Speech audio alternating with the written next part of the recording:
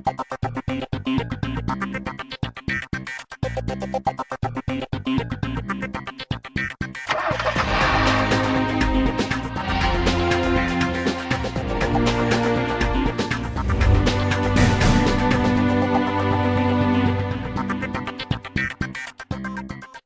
is a brand new week and a brand new episode of CNB. Thank you for joining us. My name is Siddharth Vinayak Patnankar. We are going to talk SUVs today. So, of course, in the past few months, whenever you said SUV, it was something like this that would instantly come to mind because, yes, the compact SUV space pretty much dominating the overall car market. But once again, the action has shifted a little bit lower, and I am now talking about the subcompact SUV. It is now a much larger share of the overall SUV market that this segment gets. And there's a new player there. We showed you the review last week. That's the Hyundai Venue. And now we simply have to take the Venue and pit it against its competition. The only thing hotter than the subcompact SUV these days is the oppressive weather that we've been facing the last few days here, especially in the north of India. But subcompact SUVs, I mean, how hot can it get? Well, I don't think we've even scraped that surface because think about it, 2013, subcompact SUVs were just 13% of the overall SUV space, and SUVs in general only occupied 14% of the overall car market. In 2018, that has changed dramatically. SUVs in general have become 21% of the market, and subcompacts within that, 47% of all SUVs sold. So you can imagine how important this space is, and which is why when the Mahindra XUV300 drove in just a few months ago, it created all kinds of excitement, and of course we had to pit it against its rivals. Quick recap on what happened in that contest. We tested the XUV300 against the segment stalwarts, the Maruti Suzuki Vitara Brezza, the Ford EcoSport and the Tata Nexon. And we found that each car had its USP for sure, be it proportion and space on the Brezza, sporty character and build quality on the EcoSport, and the Nexon scored big on comfort and safety. The XUV300 brought segment firsts and excellent ride and handling to the party.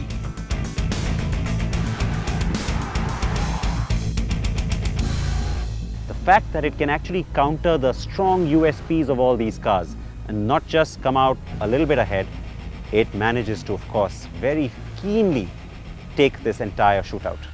So, a very credible winner, the XUV300, and which is why I have it with me again today. What's changed between then and now, besides the length of my hair, is the fact that we have yet another player now driving in. You, of course, know where I'm going with this. Ta-da! The Hyundai Venue. Now, we've talked about this car in great detail. You've seen our review. And even before the car was launched, there was so much talk about how it moves benchmarks. It brings a whole lot of technology and modernity to this, what used to be a very humble subcompact SUV segment. And so now it looks like you've got a whole lot of arsenal that Hyundai has brought in to really take on what's become a hot competitive segment. And so, of course, since this car won our last shootout and is the reigning champion, if you will, the contender has to take it on.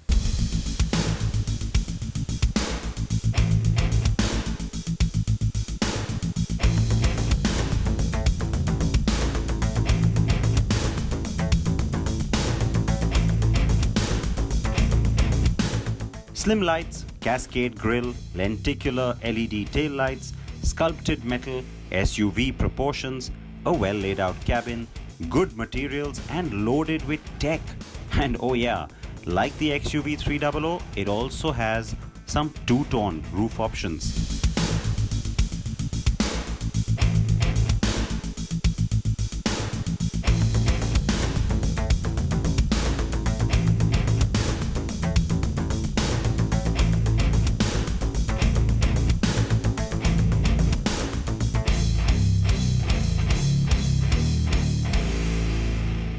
The XUV300 has the upmarket looks and build quality too, a wider stance, a light-toned, well-finished, feature-rich cabin, and while there is a touch screen, it does not include telematics or an embedded SIM. The Venue has BlueLink, which gives you a concierge service, remote control of some of the car functions and security through an app, emergency response services and plenty more. The XUV is well loaded, but the Venue more so, and at way more attractive prices.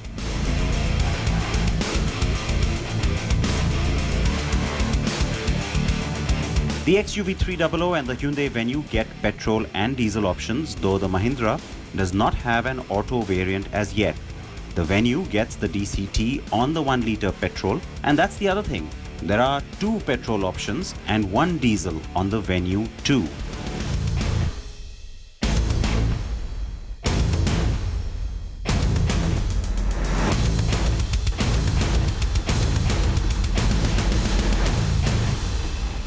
Now, Hyundai has announced that it's going to continue with diesel even after the 1st April 2020 BS6 deadline comes our way, which means that it could end up being a huge USP, especially if Maruti does phase out its diesel on the Vitara Brezza.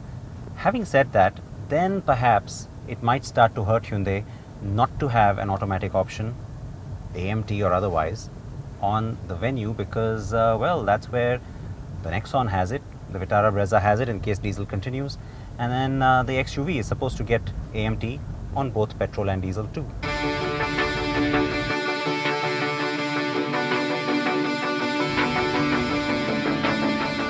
We already told you in our review how the Venue has great steering, good ride quality and decent handling. The 1 litre GDI turbo petrol is a welcome addition and the diesel is also fun.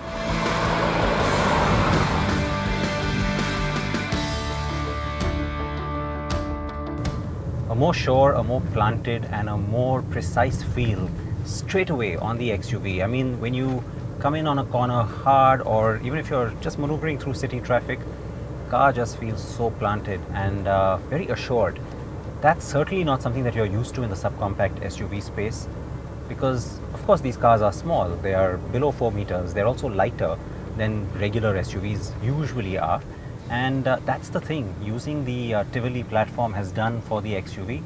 It's given it a big car feel, both in terms of its ride quality and more so in terms of handling.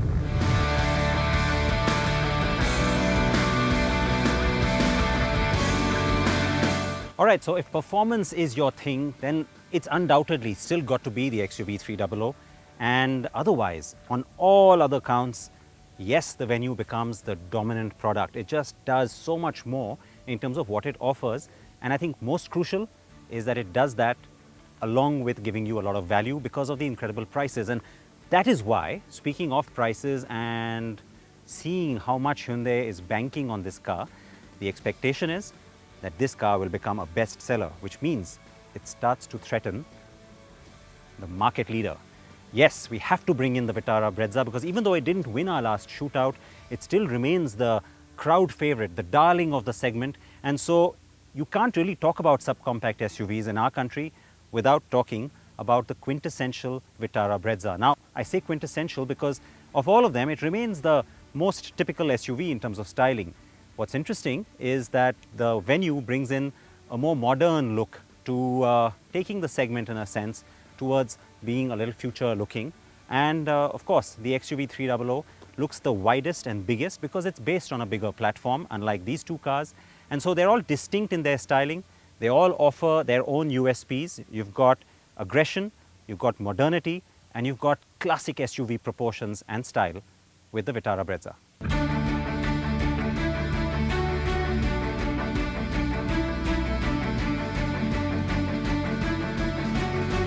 The Vitara Brezza gets the touchscreen and connectivity too, but no telematics either. Ride is certainly not as supple as the other two, but its comfort is enhanced by its ride height and sense of space. The airiest, roomiest cabin feel and also this really commanding seating position which sits nice and tall on the road gives you, of the three cars, the most SUV-like driving experience on the Vitara Brezza. There's no doubt about it. That is another one of its USPs besides its exterior proportion that makes it more obviously SUV. Where it loses out, of course, is the fact that it only has the diesel engine, no petrol, and even on the automatic, which came much later, it's only the AMT and nothing as sophisticated as the Venue's DCT.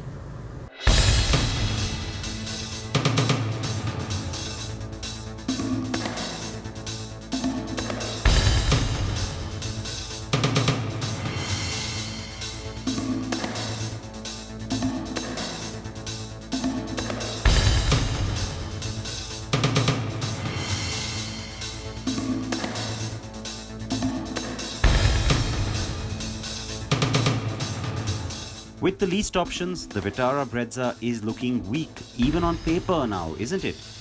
Well, that'll also change soon enough.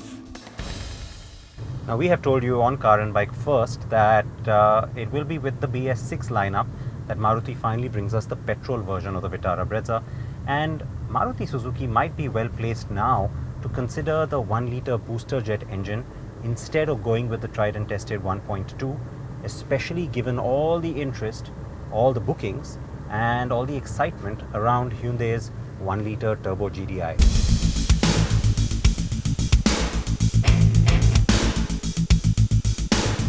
Yes, that 1-litre GDI has already cornered over 40% of the nearly 25,000 bookings that the Venue already has. The overwhelming majority of those are for the DCT, meaning the experience benchmark on automatic will once again rise from the AMT. Yes, the Ford EcoSport used to have a DCT too, but given the Venue's reach and likely higher sales, it will popularize that benchmark once again, and more effectively so.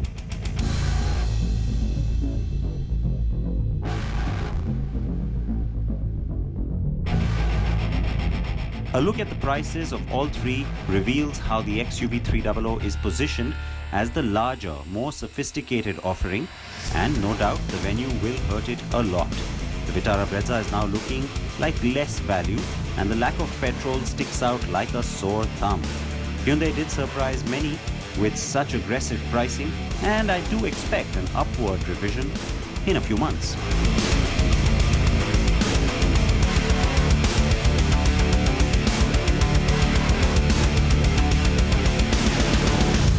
I started with stats, and so I'm going to throw some more statistics your way. The projection is that subcompact SUVs by the end of 2020 will account for 51% of the SUV segment, and that tells you that it's going to remain a hot space. You're going to have more competition coming in here. You already have the Nexon and the EcoSport, let's not forget about them, and then there's the next generation EcoSport that should be coming to us fairly soon as well. So where am I going with this? The expectation is that by the time BS6 comes around, you will have a petrol version of this car. Maybe the diesel will bow out of the market, but it will remain a very strong player.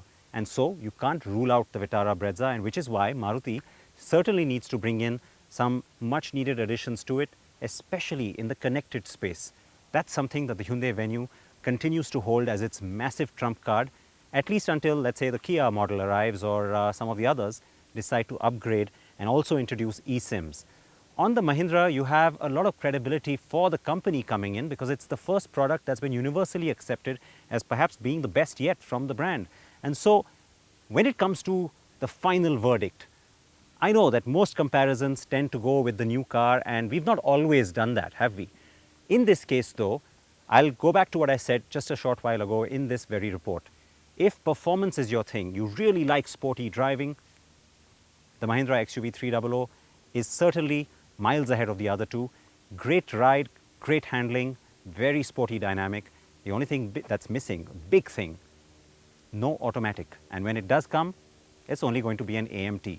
And that's why the Venue, with all its massive USPs, the connectivity, that's the Blue Link, the telematics, and of course, the DCT, the new petrol engine, and the fact that you still continue to have a credible, fun, very strong diesel model, makes it the most obvious winner, at least until Hyundai decides to try and tweak the prices.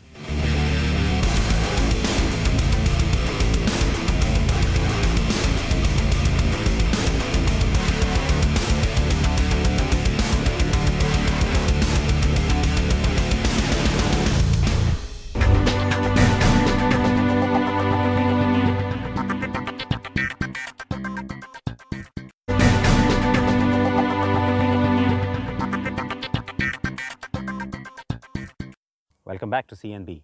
From our focus on subcompact SUVs in the first half of the show, we now switch completely and go diametrically opposite into the two-wheel space, but once again, high volume segments, that is the scooter space.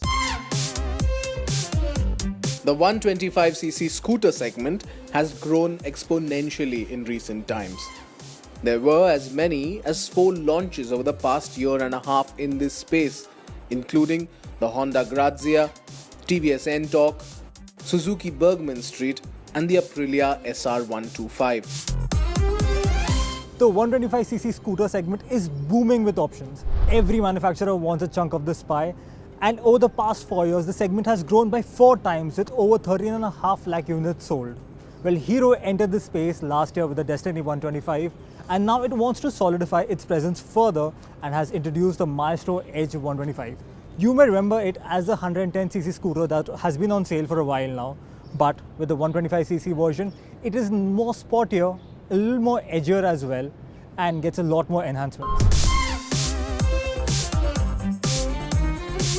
The Hero Maestro Edge 125 is essentially a larger iteration of the Maestro Edge 110. The design is familiar with the angular lines and sharp creases, but could have been fresher in appearance. You do get distinguishable changes, including the triangle-shaped daytime running light integrated in the front apron, blacked out rear view mirrors, exhaust muffler and cast alloy wheels. The top variants get the brown and red themed inner panels, creating a nice contrast over the glossy paint scheme. Like the Destini, the Maestro Edge 125 gets an external fuel filler, mobile charging port, boot lamp and a semi-digital instrument console. The unit comes with a service reminder as well as a side stand indicator.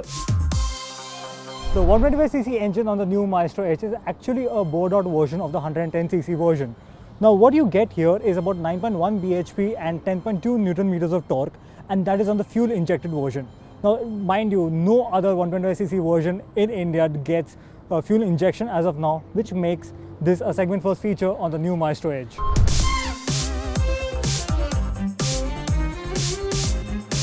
Fuel injection brings in improved fueling on the scooter that makes for a smooth throttle response. There is, however, a delay in the actual power delivery, even as the speeds climb quickly once the throttle is open. It does lack the punch of the TVS NTorq, but the Maestro remains stable even at speeds of up to 90 km per hour. There aren't too many vibrations, but there's a slight buzz around the floorboard and seat once you hit the 80 km per hour mark. The linear power delivery comes in favor of fuel efficiency that is claimed at 53 km per litre on the carbureted version. A softly sprung suspension makes for a comfortable ride quality. The suspension is well tuned and irons out most undulations, and at the same time is confidence inspiring too around corners. The front disc brake is available on the Maestro Edge 125 that was missed on the Destini, and it offers progressive feedback. The bite though could have been sharper. But there is integrated braking system or combined braking for more controlled stops.